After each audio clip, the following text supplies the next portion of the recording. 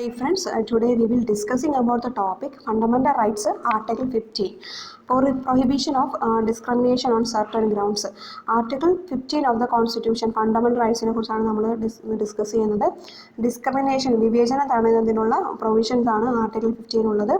അപ്പം ആർട്ടിക്കിൾ 15 അടിസ്ഥാനത്തിൽ ഒരു സ്റ്റേറ്റിന് ഒരു സിറ്റീസിന് ഒരിക്കലും ഡിസ്ക്രിമിനേറ്റ് ചെയ്യാൻ കഴിയില്ല on the ground of religious, race, caste, sex and place of birth.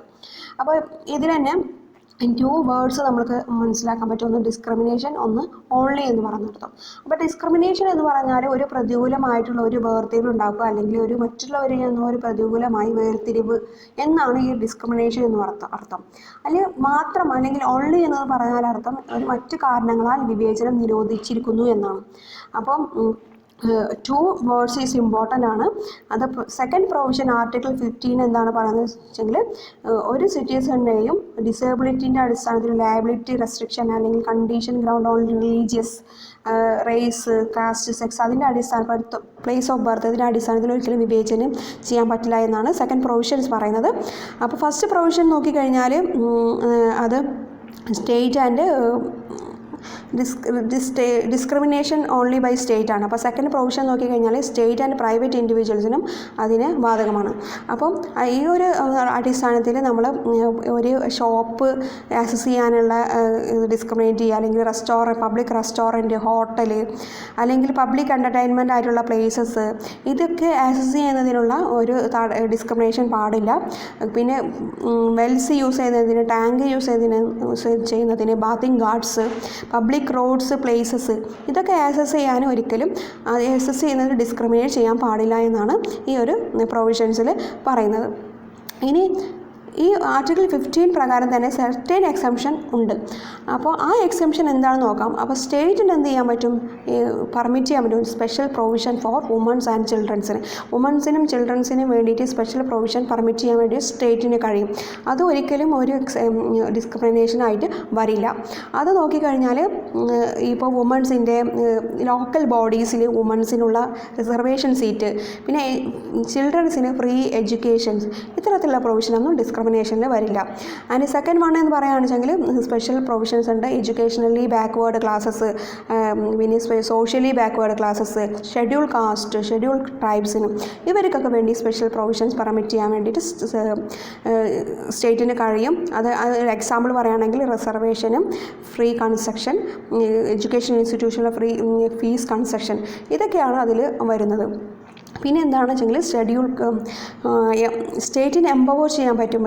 നമ്മുടെ ഇപ്പോൾ സ്പെഷ്യൽ പ്രൊവിഷൻസിന് ഈ socially and educationally backward classes of സിറ്റിസൺസിൻ്റെ, അല്ലെങ്കിൽ ഷെഡ്യൂൾ കാസ്റ്റിൻ്റെ, ഷെഡ്യൂൾ ട്രൈബ്സിൻ്റെ, അല്ലെങ്കിൽ അവരുടെയൊക്കെ അവർക്ക് അഡ്വാൻസ്മെൻറ്റിന് വേണ്ടിയിട്ട് പ്രൈവറ്റ് ഇൻസ്റ്റിറ്റ്യൂഷൻ ആയിക്കോട്ടെ, എന്ത് എഡ്യൂക്കേഷൻ ഇൻസ്റ്റിറ്റ്യൂഷൻ, അല്ലെങ്കിൽ ഈ ഗവൺമെൻറ്റിന് കീഴിലുള്ള എയ്ഡഡ് ആയിക്കോട്ടെ, അൺഎയ്ഡഡ് ആയിക്കോട്ടെ, അവർക്കൊക്കെ സ്പെഷ്യൽ അഡ്വാൻസ്മെൻറ്റിന് വേണ്ടിയിട്ടുള്ള പ്രൊവിഷൻസിന് എംപവർ ചെയ്യാൻ സ്റ്റേറ്റിന് പറ്റും.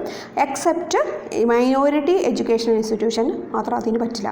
അപ്പോൾ സ്റ്റേറ്റിന് എംപവർ ചെയ്യാൻ പറ്റുന്ന ഒരു പ്രൊവിഷൻ ഒന്ന് വെച്ചാൽ എക്കണോമിക്കലി വീക്കർ സെക്ഷനും വേണ്ടിയിട്ടും, സിറ്റിസണായിട്ടുള്ള എക്കണോമിക്കലി വീക്കർ സെക്ഷനും ഇതേപോലെ എംപവർ ചെയ്യാൻ പറ്റും. അതിൻ്റെ അടിസ്ഥാനത്തിൽ 10% റിസർവേഷൻ എഡ്യൂക്കേഷൻ ഇൻസ്റ്റിറ്റ്യൂഷന് എന്ത് ചെയ്യാൻ പറ്റും, പ്രൊവൈഡ് ചെയ്യാൻ പറ്റും. ഇപ്പോൾ 10% ഓഫ് എഡ്യൂക്കേഷണലി ബാക്ക്വേർഡ് അല്ലെങ്കിൽ എക്കണോമിക്കലി വീക്കർ സെക്ഷന് വേണ്ടി 10% റിസർവേഷൻ ആർക്ക് ചെയ്യാൻ പറ്റും, എന്ത് ചെയ്യാൻ പറ്റും, ഈ സ്റ്റേറ്റ് ഗവൺമെൻറ്റിന് ചെയ്യാൻ പറ്റും. അതിൻ്റെ അടിസ്ഥാനത്തിലാണ് ഇപ്പോൾ 10% of reservation Kerala government already അങ്ങനത്തെ ഒരു പ്രൊവിഷൻ ഇറക്കിയിട്ടുണ്ടായിരുന്നു. എക്കണോമിക്കലി വീക്കർ സെക്ഷന് വേണ്ടിയിട്ട് 10% അഡീഷൻ ചെയ്യുക. അത് എക്സിസ്റ്റിംഗ് റിസർവേഷൻ സിസ്റ്റത്തിൽ നിന്നായിരിക്കണം. അപ്പോൾ means 10% addition to the existing reservation സിസ്റ്റത്തിൻ്റെ അഡീഷൻ ആയിരിക്കണം ഈ 10% റിസർവേഷൻ എന്നുള്ളത് ഇമ്പോർട്ടൻ്റ് ആണ്. ഇനി other backward class education institution, other backward ക്ലാസിൻ്റെ റിസർവേഷൻ സിസ്റ്റം എന്താണെന്ന് നമുക്ക് നോക്കാം. ഈ ഒരു പ്രൊവിഷൻ ഇറക്കിയത് 2005 93rd അമെൻമെൻറ്റ് ആക്ട് പ്രകാരമാണ്. അപ്പോൾ ഈ ഒരു ക്രിറ്റേരിയ എന്ന് പറഞ്ഞാൽ 27% എന്ത് ചെയ്യാൻ കാൻഡിഡേറ്റ്സിന് ഈ എഡ്യൂക്കേഷൻ ഈ OBC അതർ ബാക്ക്വേർഡ് ക്ലാസ്സസിന് 27% എന്ത് ചെയ്യുമെങ്കിൽ റിസർവേഷൻ നടക്കും. ഈ ആക്ട് എന്ന് പറയുന്നത് റിസർവേഷൻ ആക്ട് 2006 ആണ്. Central education institution act 2006. ഇതിൻ്റെ അടിസ്ഥാനത്തിൽ ഇത് സെൻറ്ററാണ് എനാക്ട് ചെയ്തിട്ടുള്ളത്. ഇതിൻ്റെ അടിസ്ഥാനത്തിൽ എന്താണെന്ന് വെച്ചെങ്കിൽ IIM-ലും IIT-യിലൊക്കെ ഒരു റിസർവേഷൻ സെൻട്രൽ ഗവൺമെൻറ്റിൻ്റെ ഇത്തരത്തിലുള്ള ഇൻസ്റ്റിറ്റ്യൂഷനിൽ പോലും 27% റിസർവേഷൻ കൊണ്ടുവന്നു.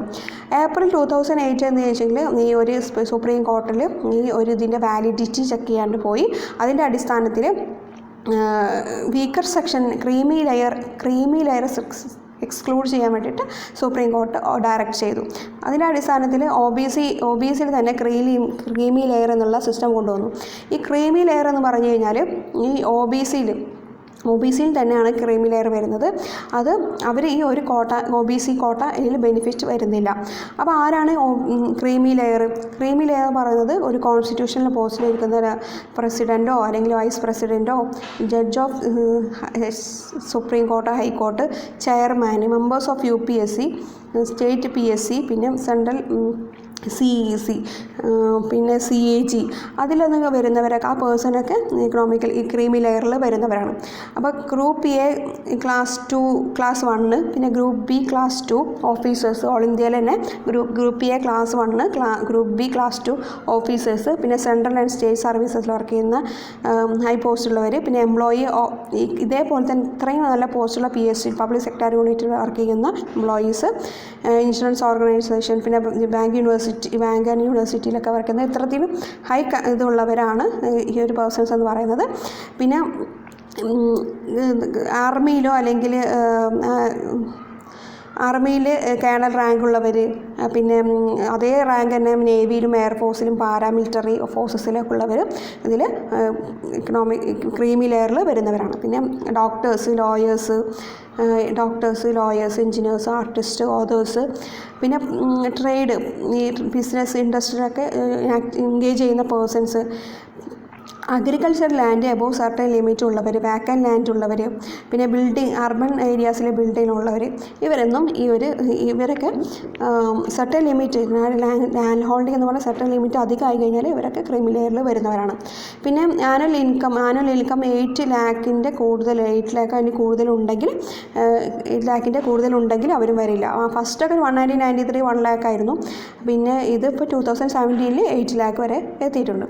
ഇനി റിസർവേഷൻസ് എക്കണോമിക്കലി വീക്കർ സെക്ഷനിൽ എഡ്യൂക്കേഷൻ ഇൻസ്റ്റിറ്റ്യൂഷനിൽ റിസർവേഷൻ ഉണ്ട്. അപ്പോൾ ഈ നിയമം കൊണ്ടുവന്നത്, ഈ എക്സംഷൻ ഇനാക്ട് ചെയ്തത് 103 അമെൻമെൻറ്റ് ആക്ട് 2019 പ്രകാരമാണ്. ഇതുകൊണ്ട് 10% reservation economically weaker section state ചെയ്യാൻ പറ്റും. അപ്പോൾ സെൻട്രൽ ഗവൺമെൻറ്റാണ് ഈ ഒരു ഓർഡർ ഇഷ്യൂ ചെയ്തിട്ടുള്ളത്. അപ്പോൾ ഇതിൻ്റെ അടിസ്ഥാനത്തിൽ എക്കണോമിക്കലി വീക്കർ സെക്ഷന് ഇത്തരത്തിലുള്ള ഒരു റിസർവേഷൻ കിട്ടണമെങ്കിൽ അവർ SC ST OBC റിസർവേഷൻ സ്കീമിൽ വരരുത്. പിന്നെ എലിജിബിലിറ്റി ക്രിറ്റേരിയ എന്ന് പറയുന്നത് 1 person family gross annual income എന്ന് പറയുന്നത് 8 ലാഖിൻ്റെ താഴെ ആയിരിക്കണം. പിന്നെ ഈ അഗ്രികൾച്ചറൽ സോഴ്സ് ഇൻകം എന്ന് പറഞ്ഞാൽ ഈ ഇൻകം ഇൻക്ലൂഡ് ചെയ്യുന്നത് സാലറി, അഗ്രികൾച്ചറൽ ബിസിനസ്, പ്രൊഫഷൻ അതിൻ്റെ അടിസ്ഥാനത്തിലാണ്. പക്ഷേ ആപ്ലിക്കേഷൻ്റെ പ്രിയർ ഇയർ ആയിരിക്കണം അതിൻ്റെ ആനുവൽ ഇൻകം കണക്കാക്കേണ്ടത്. പിന്നെ പേഴ്സൺ 5 ഏക്കർ ലാൻഡ് ഉള്ള അഗ്രികൾച്ചറൽ ലാൻഡ് ആൻഡ് എബോവ് ഉള്ളവർ ഇതിൽ വരില്ല. പിന്നെ റെസിഡൻഷ്യൽ ഫ്ലാറ്റ് 100,000 സ്ക്വയർ ഫീറ്റ് ഉള്ളവരും എബോവ് ഉള്ളവരും ഇതിൽ വരില്ല. Residential plot 100 square yard and above notified municipality ഉള്ളവരും വരില്ല. റെസിഡൻഷ്യൽ പ്ലോട്ട് 200 സ്ക്വയർ യാർഡ് ഉള്ളവർ ആൻഡ് എബോവ് ഉള്ളവരും ഈ നോട്ടിഫൈഡ് മുനിസിപ്പാലിറ്റിയിലെ residential plot 200 square yard and above ഉള്ളവരും ഇതിൽ ഇക്കണോമിക്കലി വീക്കർ സെക്ഷനിൽ വരില്ല. പ്രോപ്പർട്ടി ഇപ്പോൾ ഡിഫറെൻറ്റ് ലൊക്കേഷനിൽ പ്രോപ്പർട്ടി ഉണ്ട്, അതെല്ലാം ക്ലബ്ബ് ചെയ്തിട്ടാണ് ഈ ഒരു ഇൻകം കണക്കാക്കുന്നത്. അത്തരത്തിലുള്ള പ്രൊവിഷനാണ് എക്കണോമിക്കലി വീക്കർ സെക്ഷനിൽ വരുന്നത്.